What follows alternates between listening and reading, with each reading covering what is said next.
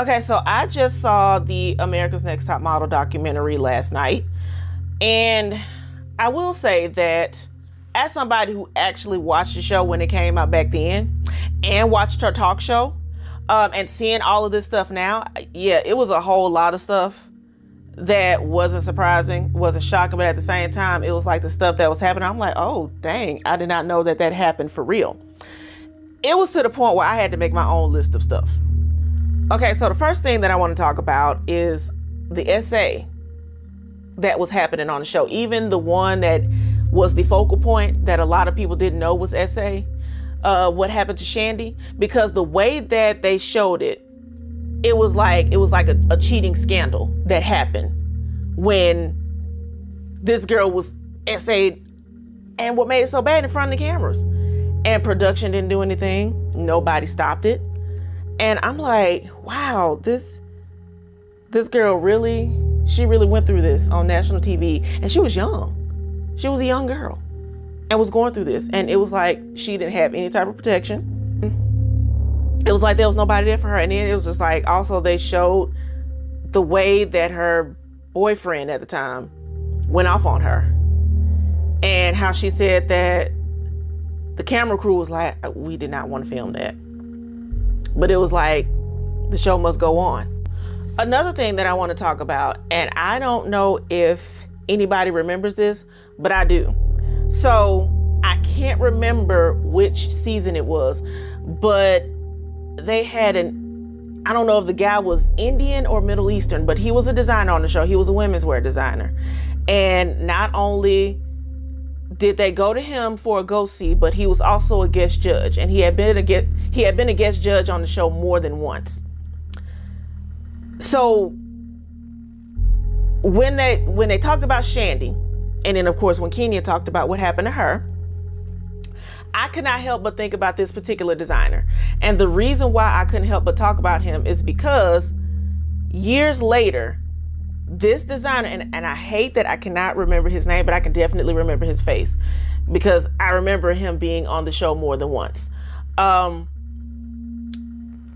Ironically, that man is in prison for SA because he was known for essaying models, essaying designers, and essaying a lot of other people who worked with him. So the fact that all of that happened on the show, and then the fact that it was a designer that also ended up going to prison for doing that, yeah, that was insane.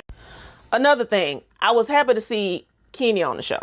I was happy to see her, and she is beautiful. Like, she was beautiful back then, but like she's gorgeous.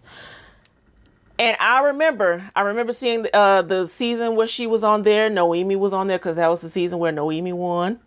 And I can't remember who else was on there. But I also remember how they kept focusing on her weight.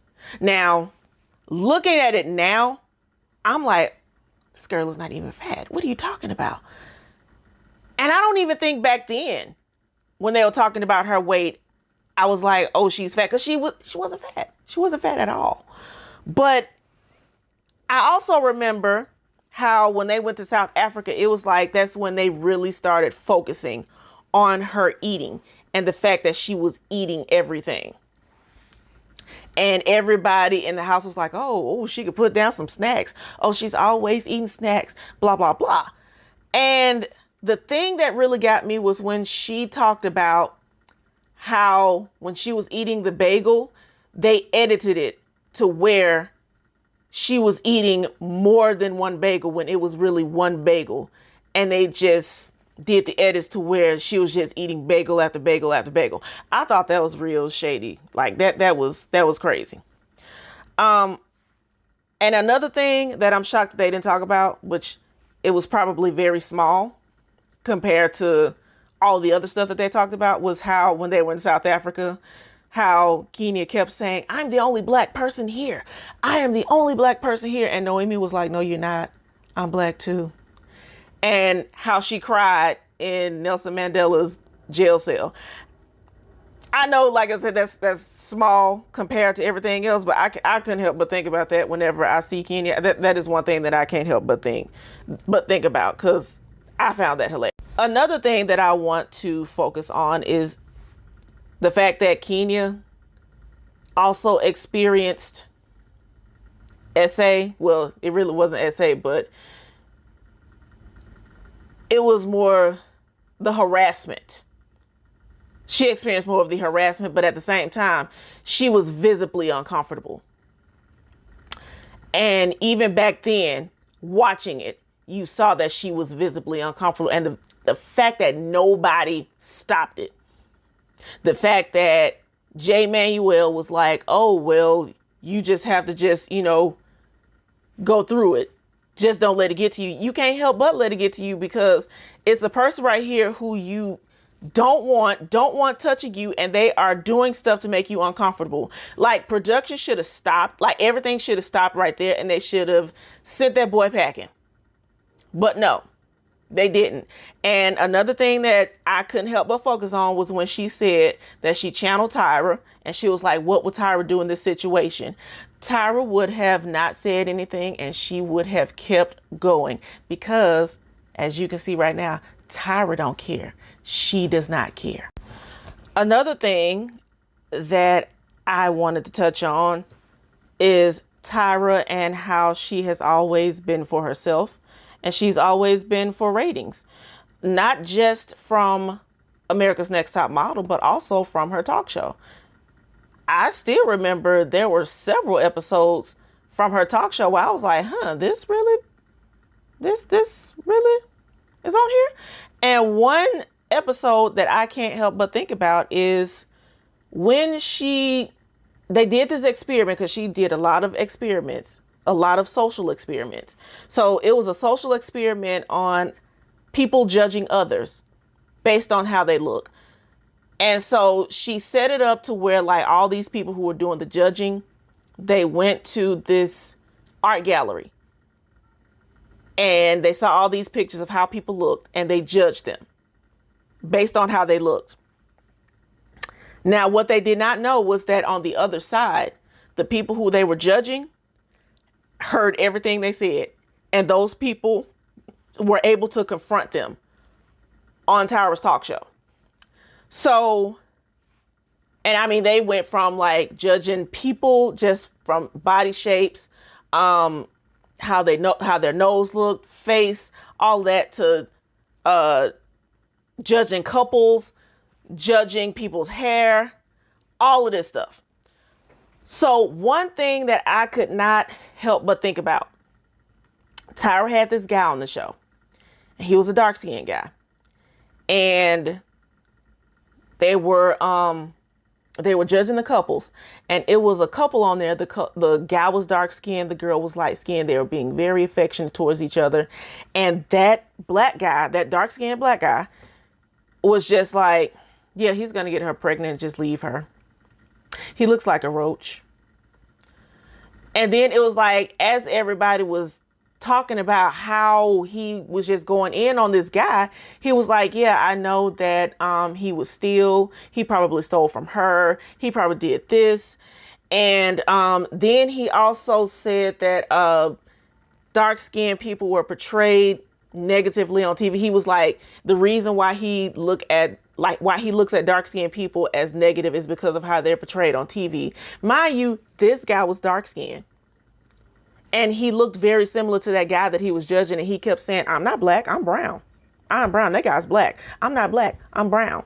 Well, that guy came out years later. I can't remember if he did a Facebook post or if he wrote in an article, but he talked about how he was hired by Tyra to give that shock value. He was like, the way that I portrayed myself on that show, I would not be that way. Like, I'm not like this in real life. But I think he said that he was in school for acting, or he was it was something for acting. But Tyra had him to come on the show and act that way, purposely act that way. And I also have to say, it was another episode where they were judging names. And I remember it was a Latina who judged this little boy's name harshly. So where I stopped was on the talk show. This particular episode of Tyra's talk show, they were judging names. It was like a round table panel, and they had to call out different names. It was like different groups of people. They had to call out a name, and people gave their thoughts and their opinions on that name, on that particular name, who they think, what race did they think the person's name was, or something like that. So one of the names was Jose. And there was a woman at the round table. She immediately said, "He sounds like a DRUG dealer." And everybody was like, "Whoa, huh?" So when they revealed who Jose was a 2-year-old boy. Pretty little boy too. Oh, he was so beautiful. And Jose's mother was in the audience as well. And when I say that she went off on that woman, she went off on that woman as she should have. Another thing that I know, I have seen this, other people that I know have definitely seen this, Tyra and her hate on hair. Now, of course, when I was watching the show back then, I always thought it was crazy that anybody who had long hair, she always wanted to cut it. I can't remember who the girl was exactly, and I feel that she should have also been on the show, in the documentary, because she definitely experienced trauma. I cannot remember her name, and I hate this, but she was tall. She was very pretty. She had different features, but the girl had hair past her shoulders, and it was decided that she was going to get her haircut very short. And the reason why it was decided that she was going to have a short haircut was because she had more masculine features than feminine. So they really wanted to play up on her masculine features. She had a box-shaped face, and it was like she had chiseled jawline, and it was something with her nose. And that girl literally cried throughout the whole season because she was like, I had hair. I had long hair. Like, there was nothing wrong with my hair. And they cut that girl's hair to this. Another episode, or another season, it was 2 sisters on there. I can't remember which season it was. But one of the sisters, she had long curly hair, and her hair was natural. She had hair almost to her butt.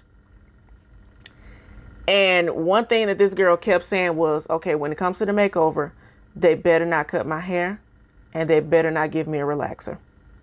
She kept saying that, and she was adamant about that.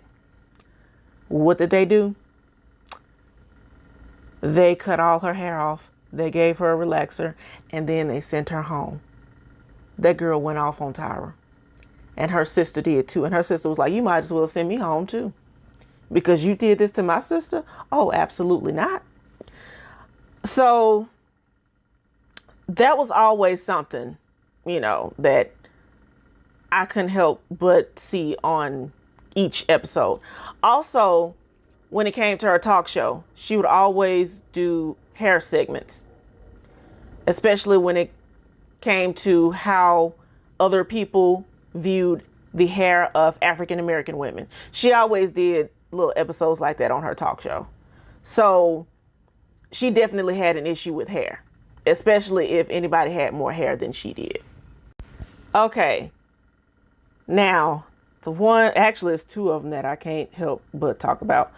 First one, Danielle and her gap. Now, I remember the season where Danielle was on the show, and I remember how they gave Danielle so much smoke about her gap. And the fact that they were trying to break Danielle's confidence even back then. Danielle was like, there's nothing wrong with my gap. There's nothing wrong with it. And they were like, you're not going to get any bookings if you're with your gap like that. They gave that girl so much smoke. And I remember she made a poem. Like she recited a poem about her gap and what her gap meant to her. And then, of course, she had to go along with closing her gap just a little bit. I also remember the other girl, where they pulled out her teeth. And she was like, look at this, look at what they did to me.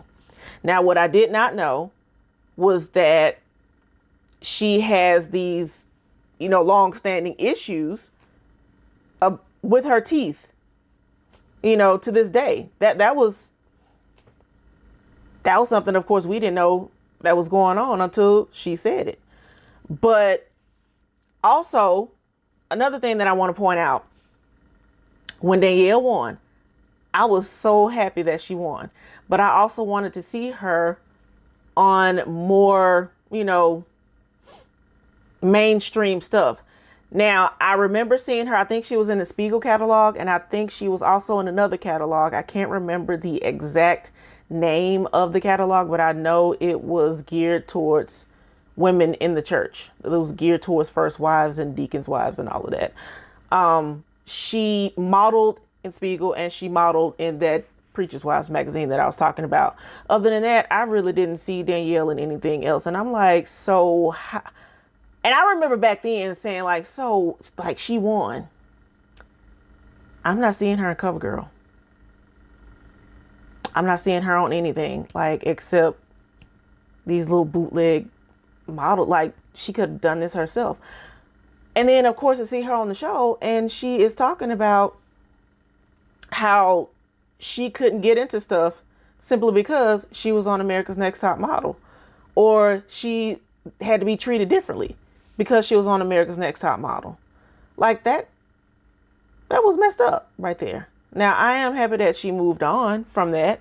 And I am happy that, she has done a whole lot of stuff.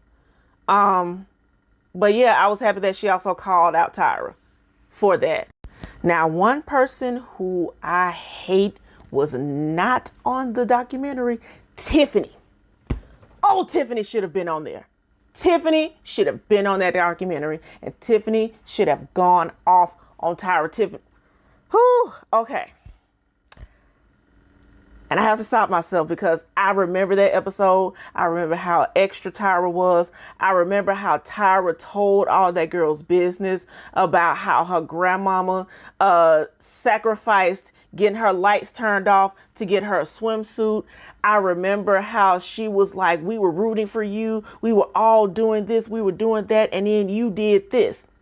And I still remember the way that Tiffany looked at her like, hey, I don't know who you think you're talking to, but I'm not the one. Now, what I am happy about is Tiffany went off on Tyra on Instagram. She tagged Tyra and she was like, oh, you low down liar, blah, blah, blah. Like, she said all kind of stuff. But the thing that also got me was when she said that Tyra said worse stuff off camera. She said that Tyra said, why don't you go back home and sleep on the floor, sleep on the mattress that you have on the floor with your baby, or something like that, she said. So, yeah, I hate that Tiffany was not on that documentary to, clear out all that, but she definitely went off on Tyra on Instagram. And one person that everybody was shocked to not see on the documentary was Yaya. Now, Yaya has done great things, like great things. But one thing that Yaya also said was, and I can't remember if it was a Lifetime Achievement Award or something. It was some type of big award that Tyra won.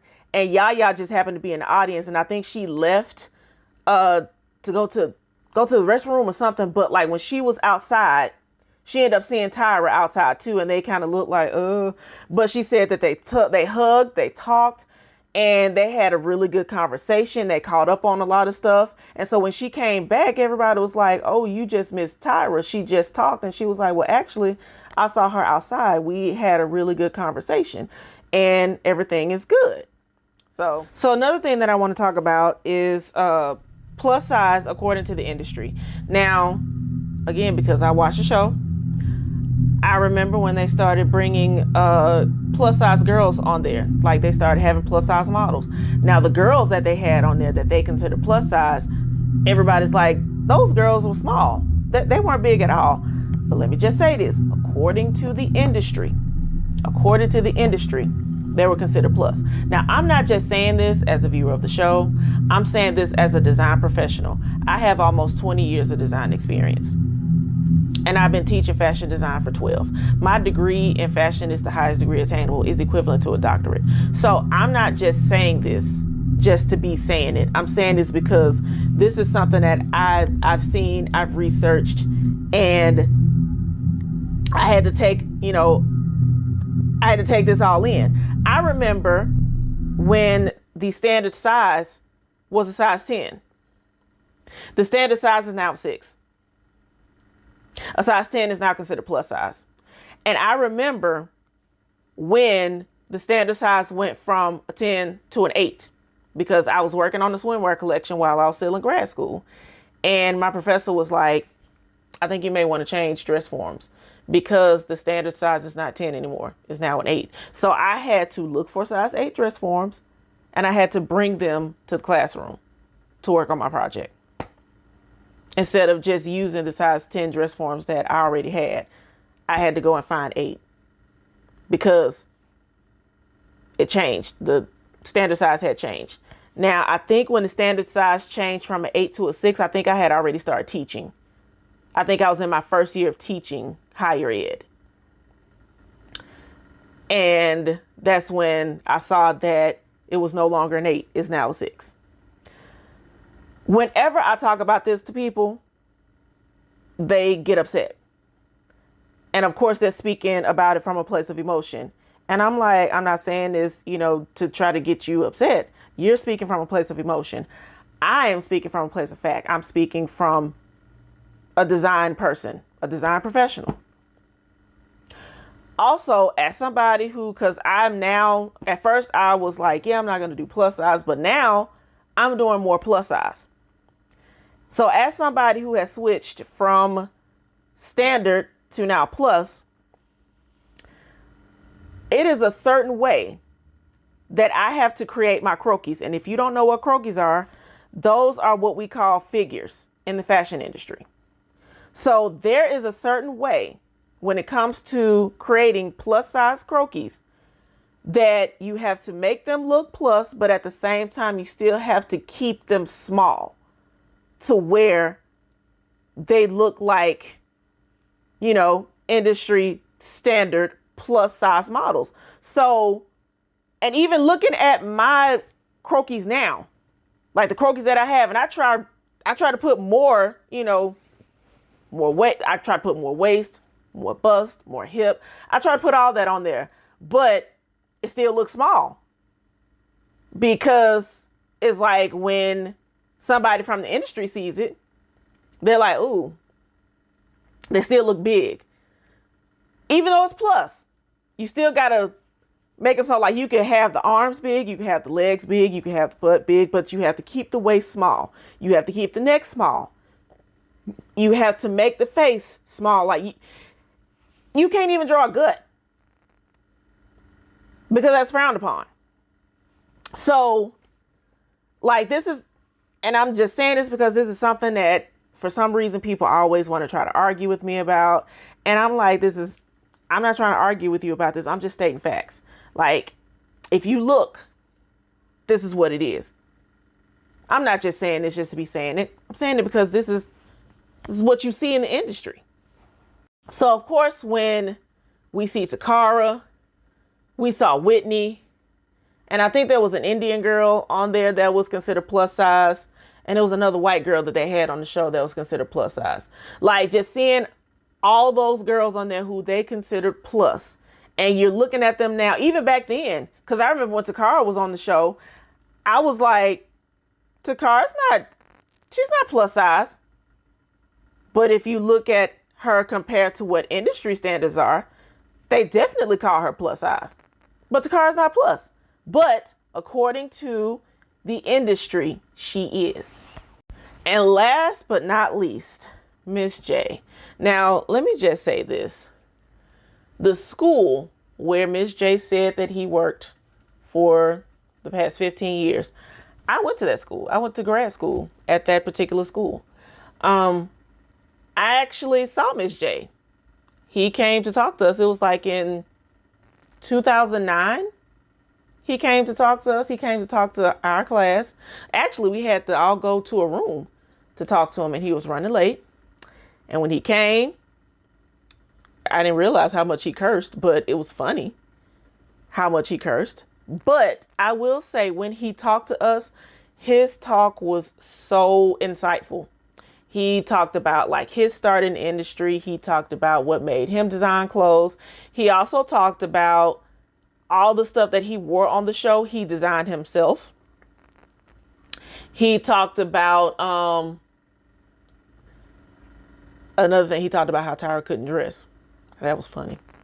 But he also talked about like all of the industry stuff that he, experienced just from him being a modeling coach, him being in the industry himself, and when he started doing America's Next Top Model. He talked about all of that. And he also talked about what we needed to do in order to make our designs better, in order to attract the people that we wanted to wear them.